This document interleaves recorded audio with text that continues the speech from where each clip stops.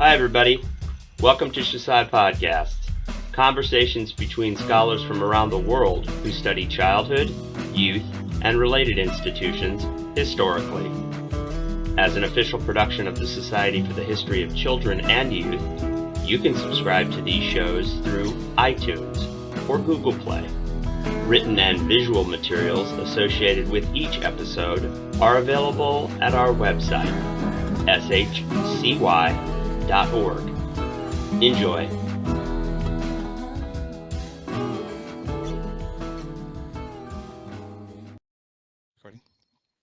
Hello, my name is Lindsay Guarino, and I am an associate professor of dance in the Department of Music, Theater, and Dance at Salve Regina University. Today, I am here with my colleague, Timothy Neary, professor of history and coordinator of American history at Salve Regina University. And I'm looking forward to talking to him about his book, Crossing Parish Boundaries. Thank you, Tim, for having this conversation today. Hi, Lindsay. Thanks so much. In these COVID-19 times, I wish we could be in the same room, but I appreciate you taking the time. I know with your busy schedule, you're working on a book of your own to speak with me, so I really appreciate it. Thank you. Well, I'm grateful for all of the conversations that we've been engaged in recent months, especially at Salve Regina, how we are talking about race quite often in our Mercy cohort. And I'm grateful to get deeper into your work and your own way that you kind of navigate these difficult social times that we're in right now in regards to race relations and the Black Lives Matter movement. And I know that that's not your research, but obviously it ties into where you've been invested in your own work. So I'm wondering if you can maybe start by just telling me a little bit about the inspiration for your book, Crossing Parish Boundaries. Yeah, it's hard not to talk about almost any topic right now and not think about George Floyd and the protests that are not only sweeping the United States, but the whole world. It's really quite an amazing moment right now. And hopefully, some good things will come out of it. So my experience, most directly for coming up with this book was being in graduate school and looking for a dissertation topic, and like many, a grad student. And a lot of the scholarship that I was studying, I was doing 20th century urban history at Loyola University in Chicago. And Chicago, is a very well studied city. And there was a lot of scholarship, social history on white European immigrants coming to the country and setting up neighborhoods and schools, and how their families and young people lived in community. And a lot of that was also looking at specifically Roman Catholics, because a lot of the immigrants, whether they be Irish, Polish, Czech, German, a lot of them were Catholic, and Chicago is a very Catholic city.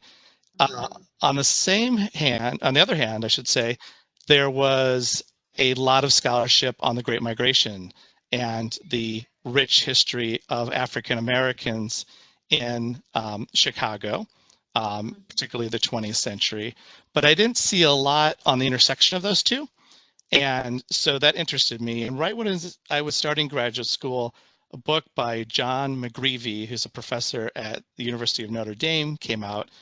And its title is called Parish Boundaries, The Catholic Encounter with Race in the 20th Century Urban North. And we read it in graduate seminars, and I was really fascinated by it. And it talked a lot about the conflict between white ethnic Catholics and African Americans, which there certainly was, and it sometimes continues to be up into the 21st century. But I was interested in examples of collaboration and cooperation. I had, before going to graduate school, worked in Baltimore at a Catholic Jesuit middle school for underprivileged boys, where the boys wore white dress shirts with black ties, and I taught Latin and I didn't know that. yeah, and language arts to them. And so I had this kind of experience of Catholic Church and Catholic education, in some cases being a positive force for education. A lot of African Americans were attracted to the educational opportunities. And when I was an undergraduate at Georgetown University in Washington, D.C., I wrote my American Studies senior thesis on the oldest Black parish in D.C., and sometimes called the Mother Church of Black Catholic churches in the United States, St. Augustine's. So I kind of realized, when you get into a topic, you realize, oh, maybe this has been with me longer than I thought. Right. And I thought even further back when I was in second grade in Omaha, Nebraska, which a lot of people don't think of the African American community in Omaha, but it is significant. Malcolm Little, who became Malcolm X, was born in North Omaha, but like many cities, very racially segregated. When I was in second grade in the late 1970s, I actually, because of mandated busing, the busing experiment in America, got on a bus in my all-white neighborhood and went across town about 6 miles to an all-black neighborhood and had that experience in second grade. And so I think it's been kind of with me. I'm a white male Irish Catholic raised, but I also then ended up marrying a Black woman, and my kids are interracial now. So it is, like a lot of our scholarship, professional but personal as well. Right. Well, I love this idea that there's racial conflict that's known within these Catholic parishes, but your own personal edge was to find the positive and to look at the anti-racist things that were happening within the Catholic organizations. How do you feel like this specifically contributes to your field as a historian? Did you feel like that was a departure from the existing literature, or were you kind of springboarding off of that book that you mentioned that you had previously read? Yeah, exactly. So, it's clear that there were a lot of examples of racial resistance among whites in general in cities in the North, but particularly Catholics, because oftentimes mainstream white Protestants or Jewish congregations may have been a little bit more comfortable with picking up and moving to the suburbs. There's a certain territoriality with Catholics that actually goes all the way back to the Council of Trent, hundreds of years ago, when we talk about parish boundaries. And I think that's why McGreevy titled his book that this neighborhood is my turf, and if we think of places like South Boston, sometimes referred to as Southie, or South Side of Chicago, we have these, we see it in the movies, we see it, in TV, and there's a reality to it. And we see these Catholic churches that are huge. They're the size of cathedrals, where people really felt invested in those neighborhoods. And so that's a positive thing. But the negative was when they felt threatened, by so-called quote unquote invasion of African Americans, they could be quite horrible in resisting that. And so definitely didn't want to deny that history at all. I was just trying to add some nuance and complexity. So that's why I titled my book, Crossing Parish Boundaries, Race, Sports, and Catholic Youth in Chicago, 1914 to 1954. And I'm really looking at one specific organization that's the real focus of the book, called the CYO, which stands for the Catholic Youth Organization. It became a nationwide phenomena, and there's still CYO programs in the United States today, but it was founded originally in Chicago during the depths of the Great Depression in 1930. Its founder was the auxiliary bishop of the Catholic Diocese of Chicago, so he was kind of the number 2 man in charge, and his name was Bishop Bernard Scheel. And he had been an athlete as a young person, played baseball at the University of Illinois, actually had been recruited by the Chicago White Sox, Wow. and so really loved sports. But like many young Catholic men at the time, felt the calling to the priesthood, so he became a priest. And I kind of paint him in the book, or characterize him in the book, as I use the phrase muscular Catholic. Um, some of the listeners might be familiar with the term muscular Christianity, which is usually associated with Protestant organizations like the YMCA coming out of England in the 1800s, or the Salvation Army. This idea that because in the 1800s, religion started to be seen as very feminine, and it was like mostly the women were going to church, and muscular Christianity tried to say no, like manly man can be followers of Jesus Christ too. The Catholics were behind on that, and so muscular Christianity for Protestants, like the YMCA movement and so forth, was in the late 1800s, early 1900s. But by the Depression era, Catholics were kind of coming into their own. They had a political alliance with Franklin Roosevelt.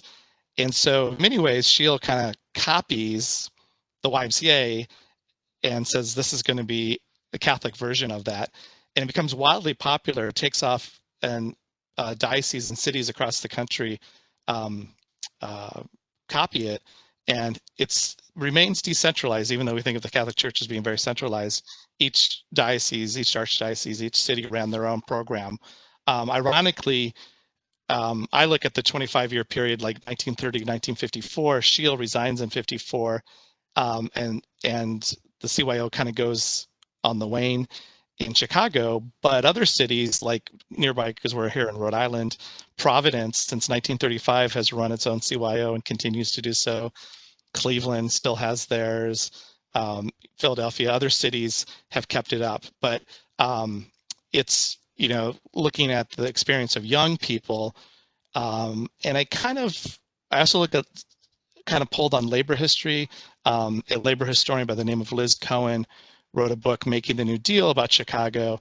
And she talked about the labor union, the CIO, if you think of the AFL-CIO, and the Congress of Industrial Organizations. And her argument was, yes, neighborhoods were racially segregated, and I agree with that. And Catholic parishes are racially segregated. So I look at these three all-Black Catholic parishes on the South Side, and I look at white parishes that they interacted with during sports. Homes, certainly families and marriages, remain very racially segregated, to the point I kind of joke, at that time, if an Irish Catholic and an Italian Catholic were to marry, it was considered interracial marriage almost. But there were places, like workplaces, like labor unions, where Blacks and whites could work together, like the CIO that Liz Cohen talks about in her book. And I kind of make the same argument about the CYO that, it obviously didn't overcome racism in Chicago. It's still in Chicago and all American cities, but it gave a place for kids to encounter people from different backgrounds from them. And I did a lot of oral history interviews, and that was the word that kept coming up with people I interviewed, was exposure. It kind of got me out of my neighborhood, out of my parish, and made me realize that, sports, which is supposed to have an even playing field and supposed to, be equal. If you're the fastest runner, you're the fastest runner, right? If you score the most baskets, you win the basketball game. And boxing, which was the glamour sport for the CYO, was wildly popular in the 30s. This resonates with me so deeply, because through dance, I feel like when we bring together races and religions, we can heal so much, because you become more human. You see each other for who they are rather than your race or your religion. And it sounds like maybe so much of that is coming through, where you put together these different races and religions, and it's out of this feeling of community and love for the sport or the game. And then it's not about race anymore. And hopefully that brings people together. I'm wondering, what kinds of challenges did you encounter as you were doing this research? I'm always really intrigued with doing historical research, because so many of the sources that we used are framed through that person's lens. So I'm wondering if you found, especially in your work, which deals with race, if you're seeing people's biases come through, or if that's really challenging work to dig through. I'm just curious a little bit about your own unique challenges in regards to race and racism, and the way that is, the way you navigate through that in your research. Yeah, thank you for asking. And before I answer, I just wanted to add, I love that comparison with dance. Again, not to over romanticize sports or dance. Every human institution is imperfect, but there's something about just kind of doing it, just having a shared experience that, um, I would talk to some of these folks that were now elderly African Americans and doing these oral histories, and they're in their 70s and 80s and recounting back, you know, 60, 70 years earlier. And some of them ended up going on to Catholic high schools and would get into places like University of Notre Dame or Marquette in Milwaukee or Loyola in Chicago. And because Chicago is such a Irish Catholic bastion of power, like the Mayor Daley and all the Irish Catholic political folks, some of these people, sports was able, for these African Americans, it was able to kind of get them in the club, so to speak. That they couldn't change the color of their skin, but they could be seen as kind of all right because they had that shared experience. Now, there's a lot of negative with that. That's very condescending, and by the 1970s was sometimes referred to as plantation politics. And I even follow one congressman, Ralph Metcalf, who was in the 1932 and 1936 Olympics, ran with Jesse Owens, and he followed that model of kind of, basically being like a black version of the Irish Catholic political machine. And then by the 1970s, he finally spoke out quite appropriately as we're talking about George Floyd and all these issues, police brutality. He finally said, I'm a black man and I need to speak out. So that maturing process happened. But in terms of challenges, historians are kind of like detectives. We have to work with the clues we're given. We don't have all the materials like someone building a house would have. So um, in this case, Bishop Shield, who's a fascinating guy, he was in Time Magazine and Newsweek. He was really known on the radio. I compare him to Father Charles Coughlin from Detroit, who was known as the radio priest, who kind of is the father of AM, angry AM talk radio, and was a very parochial and then turned into anti-Semitic version of Catholicism. And I feel Shield is kind of an alter ego to him. So Shield's fascinating. He and Cardinal Mundelein, his boss, were friends with President Roosevelt. When they go to Washington, D.C., they would lunch at the White House and so forth. But fascinating guy, he left virtually no papers in the archives. Because he basically had this falling out with the Archdiocese of Chicago and was kind of a persona non grata. And there's rumors that he burned his papers, that he took them. He left in 1966 for retirement and spent the last 3 years of his life in Tucson, Arizona, that he took them with him. So I didn't have that. So I had to use a lot of journalistic accounts, oral histories. There were papers at the Archdiocese Archives, papers of other folks. So that was a challenge. Meeting people and talking to them. It's funny how, as a social historian, I was interested in everyday regular people and wanting to find out what their experiences were as young people. We're doing this podcast for the Society for the History of Youth and Children, and a lot of those folks from that generation, their sense of history is about presidents of the United States. History is about generals. History is about Henry Ford and important people. And so sometimes they would be reticent to talk because they're like, well, I'm not that important. And then you turn the tape recorder on, they start talking, and you're like, oh my gosh, this is wonderful. And then they would say, well, I've got some scrapbooks up in the attic. Maybe you want to see those? And I would say, of course, I want to see those. So that was one issue.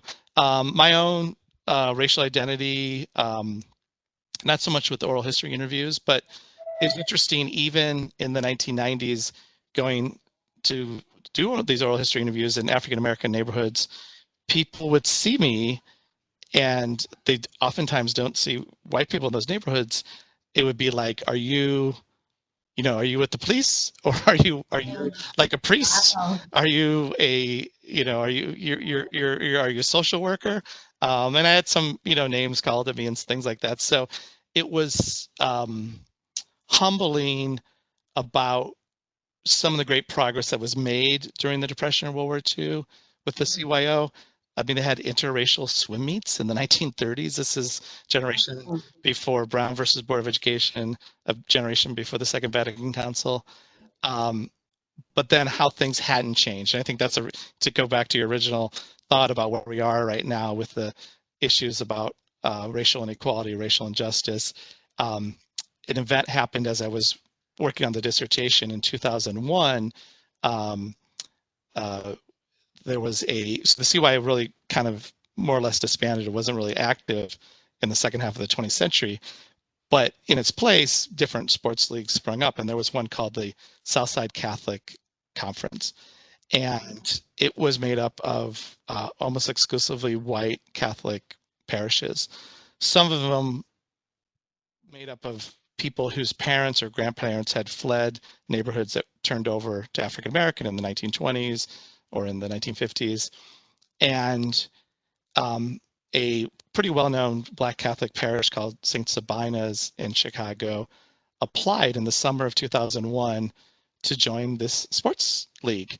And they were just as close as a mile away, and from one of the participants.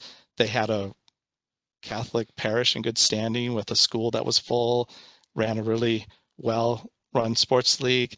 And when the parents who ran the Southside Catholics conference, who were the kind of the athletic directors, so to speak, took a vote in the summer of 2001, they voted against accepting this Catholic parish. And this kind of was an explosive thing. This is essentially looking back now, because it was a few months before 9/11 and it was before the 2002 Boston Catholic Church abuse scandal. And so sometimes it seems like an earlier time, before things had changed our world. But this was front page news. The Cardinal Francis George at the time had to tell the parents, go back in that room, come back with a different response. This is one case where the kind of hierarchical top-down approach of the Catholic Church is good, because he said, you have to accept these folks. But what they were saying was it wasn't going to be safe to go to that neighborhood, even though the Chicago police chief lived on the block where St. Sabina's was. And literally a lot of their ancestors, just a generation before, had played at St. Sabina's. But it was a horrible event. As a person, I felt, so bad about it. But it did kind of give me a sense of like why my work was important. I was able to write an op-ed in the Chicago Tribune. And so it's like a lot of things in life. I think I've seen progress. I mean, I think it's so wonderful when young people, whether it's through sports or dance or at schools or camps, can interact with each other, because oftentimes they don't have the baggage that we older people have, and that can have a lasting impact. To meet someone who's different than you and find out the differences that are there, and also see the similarities. And so I'm pretty idealistic about what programs like this can do. And my goal for the book was to really show just a different slice, because the historiography, the literature had really emphasized conflict, which is natural. We're like the newspaper, you write stories about fires. You don't say today was a good day at the Neary household. You write when there's problems, but also to give a fuller picture, to say like there were these pockets of interaction, and also that history doesn't go in a straight line up, because what I was arguing in 2001 was actually Chicago, with all its problems, was doing a better job, at least within a Catholic context, of bringing young people together in the 30s and 40s than they were in the 2000s, which is amazing. Yeah. And part of that is, I think, the suburbanization. You think of how cities are spread out, is people are just geographically further apart. So even though neighborhoods are very segregated in the 30s and 40s, people might still ride on the same streetcar, or still be within the same boundaries of the city limits. And what has happened a lot with interstate highways and suburbanization is just we physically have gotten farther and farther apart. Right. It's so interesting, the controversy that you just described. You said that was in 2001? Yes. And it's amazing that we have these examples over and over of systemic racism in our institutions, and over again we're forced to this these moments of, I guess, social reckoning and this heightened awareness about what our role is in undoing racism. And again, it feels like we're at this pivotal moment right now, and we have to believe that we are moving forward. So going back to your point that it is that you are taking this kind of look at something positive. And sometimes I feel like if we have more examples of the positive events, then maybe progress will feel a little bit more attainable. If we identify these pockets of authentic community where races are coming together, and we see that sense of humanity through community and through just shared activity, then maybe the progress doesn't feel like work. Like maybe it's just authentic. So I think Yeah, it's beautiful. I agree. And I think it's important for us to acknowledge where progress has been made.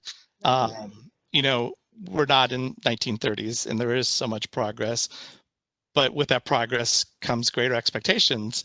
And I'm heartened. You know, we both work with young people, and this podcast is about the history of childhood and youth. That there's a certain regeneration that comes with young people. There's a certain impatience, I think, that comes with young people that ask the obvious question. You know, the elephant in the room, like, why is it like this? Right. And I feel that they're leading us at this point. And hopefully that'll be the case. I think the other thing we learn in history is that when progress does happen, we can't take it for granted, right? There's nothing that says things can't slide backwards, right? And that there's up and down times. So it will continue to be work, but I hope through things like sports and dance and other things, even as we do the work, we can have fun too, which I think young people remind us about having fun and hopefully what's important. So you and I are both parents, so And there's this, keep you on your toes. oh, isn't that the truth? I mean, there's this balance, I think, where the work happens, so much of the work has to happen internally, right? To really see racism, and especially our role in it as white people because of the way we've been socialized and how to, I guess, see clearly through our own whiteness. So you have to go in internally to do the work, but then to also cross boundaries, as you're saying, and just live in authentic community again. I'm wondering, in doing all of this research, but also in our current social climate, what unanswered questions might you have right now, or future pathways that you see for inquiry down the road? Thanks. Great question. Um, I think, I mean, youth sports in general is a pretty understudied topic. As big as sports is in our society now, ESPN, which I know they're having a hard time right now because there's no live sports. But we're sports hungry. Your husband works in a venue that normally has lots of sporting events, in management of that venue in Providence. So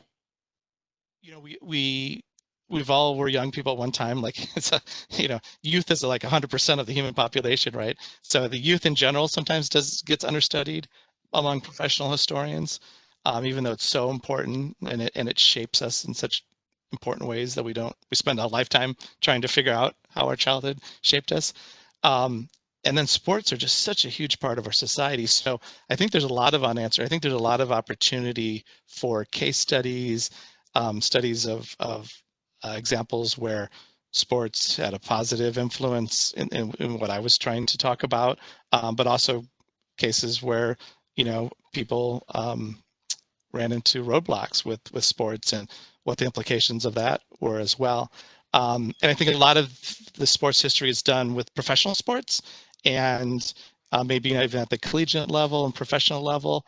But I think there's a whole rich area of high school sports and youth sports that are really important and raise really important issues. I was at a conference, I gave a keynote address a few years ago at the University of Notre Dame, actually, where met with John McGreevy, which was a great pleasure.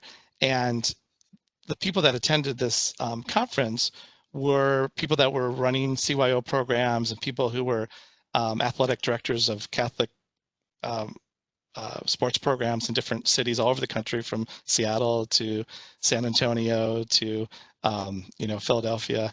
And they talked about the economic divide we're seeing so much in sports today. That we have the elite travel teams and the special camps and so forth, and how not to overstate it, but I think something like sports and education in general and the experience of youth can be a really big part of our democracy and participatory democracy. But if the public park leagues are not being used, and if you need to spend hundreds of dollars to get the equipment to get on the hockey team or whatever, it really creates a divide there as well. I think there was something going on in our country during the Great Depression with the New Deal and Franklin Roosevelt and World War II, where on the downside, obviously, there wasn't economic growth, but it kind of almost forced a kind of civic engagement and civic participation. And I think sports can play a really positive role in that area. And I think it still does, but I think part of it is we need to cross those boundaries. We need to have the suburban kids interacting with the kids from the central city, and having their parents interact as well, in terms of the field, I think there's a lot to learn about that history. And then hopefully I'm a big believer in that, when we learn something in history, then we can apply it to the present. Absolutely. I mean, there's so much that resonates with me deeply in everything you're saying, because I see so many similarities in the field of dance, just and where we kind of invest our efforts, and especially in regards to what is worthwhile of education and scholarly pursuits, and we often kind of dismiss what is recreational or what is entertaining, and gravitate towards things that are already professional or are deemed artistic. And it sounds like you're saying the same thing, where we see the great benefits of these sports that maybe aren't professional, but they're changing lives and they're changing communities. And that's really worth investigation and documentation of. Yeah, and even positive things like, on the surface, any technically well-run dance program is positive, right? Any technically well-run sports program is positive. But if you, scrape a little bit below the surface and you come to see, well, there's some baked in structural racism in that dance program or that sports program that has to do with economic class or racial class that's excluding a part of our society, then we're realizing, wow, we're excluding folks, or we're not being open to being influenced by different people, or having basically different people at the table. And so when a lot of the conversation today, with the protest and with the marches and the national, international discussion talks about structural racism and institutional racism. And I think we do need to study those institutions. And in the case of youth history, institutions like schools, like school districts, like sports programs, like programs in the fine arts. And, we've had this discussion too about, ballet versus jazz and what is considered legitimate and illegitimate, or less legitimate, I guess. And so understanding that history and how we got to where we are, and then deciding, what do we want to keep and what do we want to shape different in a positive way, I think could be really helpful. Right. I couldn't agree more. I mean, until we can undo those economic disparities that separate communities versus something that's deemed on the track towards professional versus something that's purely recreational, I don't think that there's any way for us to repair the institutions that are fracturing our racial divides. But this is just so relevant right now, Tim, what you're what you're saying in your book and the information you're putting out there. And again, I've said this a couple times, but sharing the positive, um, the benefits within community and the ways that highlighting anti-racism is changing communities. I think that I hope more people will listen to those stories and will maybe change the ways that we are doing the work within our own communities. I hope so as well. Yeah. Do you have Yeah, any other thoughts or closing, anything lingering that we didn't touch upon? well, just a big thank you for taking the time. I know you're working on your own book project, which is a part 2 of a textbook that Lindsay's been working on jazz dance, Right. with colleagues and collaborators all over the country. And I think you may not have thought of yourself as a youth scholar either, and I'm not sure I necessarily thought of myself as a history of youth person, but I think we both are, right? Because both of these fields start at a young age, and they they reveal the values of a society, right? And they're both social and interactive, and in some ways kind of intimate. They're not within the family, they're not within a parent-child or husband-wife type of relationship, but they're it's different than the workplace, or it's different than other institutions. When you are in a dance troupe together, or if you're on a basketball team together, there's a shared camaraderie, there's a shared there's a levelness to it, and if it's done right, it's inclusive. And so I do hope we can learn from that, and that our scholarship in some small ways are helping advance us moving to a better place. I hope so too. Thank you so much for sharing all of these really wonderful seeds from your research and from your book, Crossing Parish Boundaries. Thanks so much. Jim. I appreciate it. Take care. Take care.